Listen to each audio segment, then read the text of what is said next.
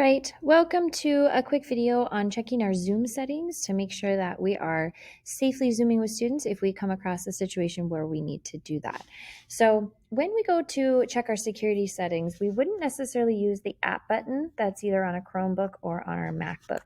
We would need to type msd25.zoom.us up in a browser search.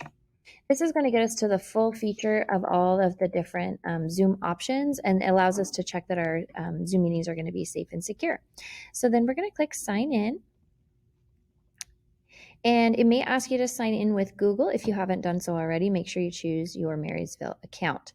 Now, it looks like I have a few meetings here, so I'm just going to click on one and actually just take a look at what is there. All right, so there is always a security setting. So this is how you can check individual meetings.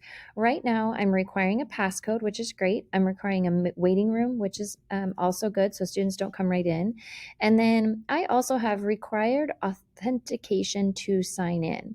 And it lists that they'll need to sign in with a Marysville account. Now, we recommend this. It's not required, but we definitely recommend this as being turned on so that students have to sign in with Google.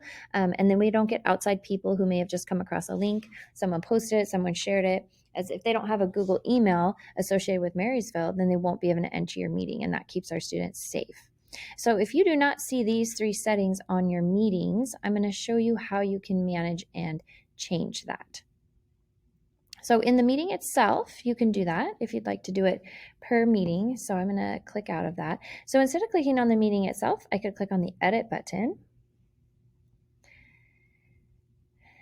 And then when I scroll down, notice this is where I see some of these changes. So we're requiring a passcode and a waiting room. And then here's that button for authentication to join. Now, one thing you might see in your meetings, if you created a Zoom meeting with your personal meeting ID, those are meetings that you would have gone into your calendar, your Google Calendar, and you may have said, make it a Zoom meeting. Now, Zoom meetings created from your calendar sometimes are defaulting to personal meeting ID, and notice passcode is not checked. Now, I know for some of our youngest users, we might think, oh, let's leave that off so they can get in more easily. But again, if safety is of the utmost importance, I can click on passcode in my meeting and I can actually type the passcode that I would like.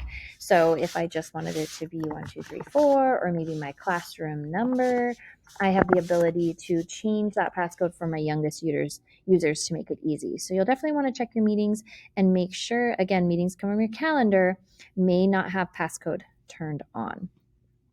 Now, if you'd like to change, of course, at the bottom is a save button. So make sure you save those changes and then communicate to families if you would like to have them make changes.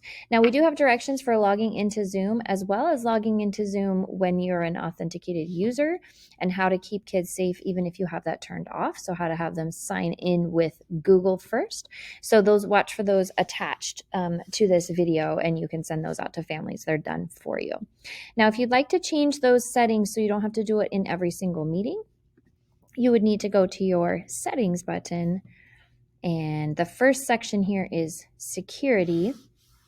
And it is a little bit wordy here, but if you scroll down, you'll notice whether or not you want to always have a passcode for a personal meeting ID. You might want to change that to all meetings so that by default, you have a passcode no matter what comes out of your calendar.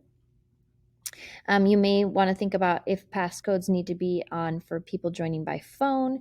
And then also here's the authenticated user. Again, there's a lot of words here, but turning this on will ensure that you have that on for every meeting. So you make it a choice, but definitely go in and check the individual meetings themselves and check those security settings. Let's keep all our kids safe when we are Zooming.